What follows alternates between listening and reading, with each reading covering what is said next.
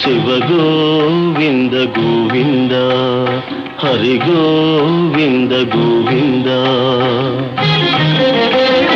ఉత్పాతములు ఎన్నో ఉత్పత్తిల్లేను, తోక చుక్కలు ఎన్నో పుట్టుకొచ్చేను, అంతు పొంతు లేని ఆపదల దేశము అల్లకల్లోలమైపోయేను.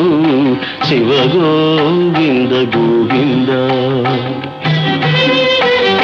హంపిలో హనుమంతుడాగ్రహమున లేచి ఆర్భాటముగ కేక వేసేను, ఆ కేకలకు జనులు అదరిపోయేరు, ఆకురాలిన ఎత్తు రాలిపోయేరు. శివ గోవింద గోవింద.